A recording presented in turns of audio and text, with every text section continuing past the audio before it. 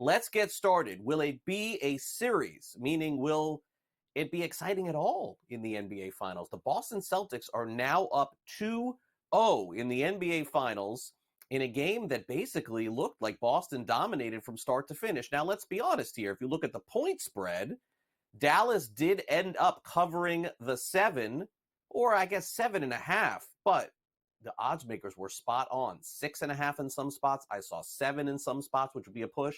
7.5 in some others. Needless to say, the Mavericks are up against it. Generally speaking, you don't go down 0-2 and come back and win an NBA Finals series. We'll discuss what is to come for Game 3. By the way, Dallas, a very slight favorite in that game as well. But circling back to the events that we saw last night, right now the Celtics are flying high, and Joe Mazzulla, the head coach of the Celtics, is leading the way, saying they're staying humble in order to try and capture this championship. Yeah, before that, I think the play of the game can't go unnoticed. The humility of our team is Peyton's shot at the end of the quarter, and you see guys around the league pass up on that shot or fake like they want to take it, and so that their numbers don't get messed up. And he takes pride in taking that, and that's winning basketball. So that's the first and foremost. That should have been the first question: is the ability of our everybody on our team to do different things that lead to winning. So. I'm really tired of hearing about one guy or this guy or that guy and everybody trying to make it out to be anything other than Celtic basketball. And everybody that stepped on that court tonight made winning plays on both ends of the floor. That's the most important thing. And then to answer your question, Jayson makes greatness look easy. He does it in a lot of different ways. He does it on defense. He does it on rebounding. He does it on passing. Does it on screening. He's a tremendous player. Hard to coach him, and he has the ability to affect the game in different ways. We're a different team. But it takes everybody to do it. Tatum, big game last night for the Celtics. And obviously the Celtics did not go wild like they did in Game 1 with a 29-point lead against Dallas. But it was the defense this time of the Celtics in at least a little bit of a closer game that held them down. And that's what Jason Tatum said led them to the Game 2 victory. I think we responded really well. They're not the way their defense is set up and how much they're loading up and converging at the rim. It just puts us in positions to attack and find the easy kick-out reads and just to keep the ball popping and things like that so we can get good to great shots on each and every possession. Meanwhile, right now, the Mavericks will be looking for a better performance when they head back to the Lone Star State in Game 3. Luka Doncic has done everything he possibly can to keep the team in the game. Kyrie Irving has struggled a bit, but Luka says basically right now they have to keep their poise and hope they can come out with a better result next game. Yeah, I mean, they're that's why they're the number one team in the NBA with the number one record.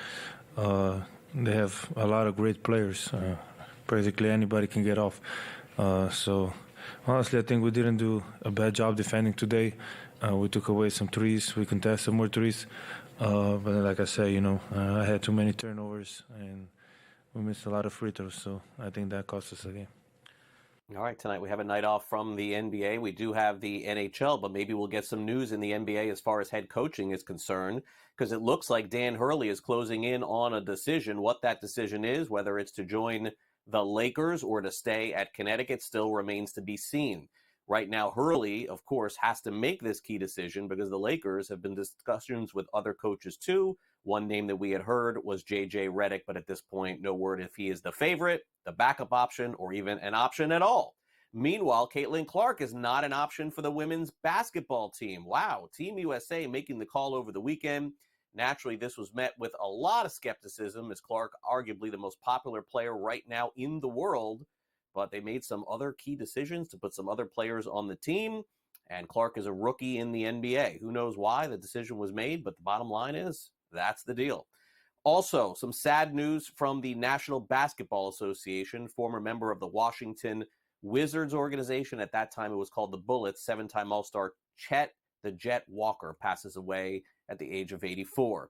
The Belmont Stakes goes to a huge underdog, and a horse that's owned by a former Major League Baseball player, Jason Dornock, wins the Belmont Stakes over the weekend. Raced in Saratoga, went off as a 17-1 dog. You don't see that often as the Triple Crown Challenge comes to a close. Meanwhile, Scotty Scheffler, despite a triple bogey on Saturday, rallied on Sunday and ended up winning. but my goodness, it wasn't that easy. Scheffler wins the Memorial Tournament ahead of the upcoming U.S. Open. Hideki Matsuyama and everyone else will be playing and trying to capture another title at the U.S. Open. Colin Morikawa as well.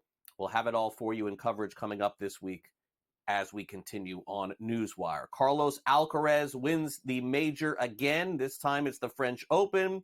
He ends up winning, didn't have to face Novak Djokovic, who, of course, was out of this earlier last week. Alcaraz wins the championship. He beat Alexander Zverev in 5 sets. I don't think I got that name right, Sam. 3 major championships after the age of 21 years old. Sorry about that, Alexander. All right, the National Hockey League, their games continue tonight. The Panthers won Game 1 of the Stanley Cup Final. Game 2 is tonight, 8 p.m. Eastern. Panthers played outstanding. Their goaltending was impeccable. We'll see if Edmonton can rally tonight. Right now, Florida is minus 135 on the money line going into this game's affair at Sunrise, and the total, I believe, is 5.5, if I'm not mistaken, over on the FanDuel Sportsbook. All right, in Major League Baseball news, more of the same. We'll start off in London. Some very exciting games, by the way, in case you missed them, with the Philadelphia Phillies and New York Mets. They split the 2-game London series, with the Mets winning in comeback fashion.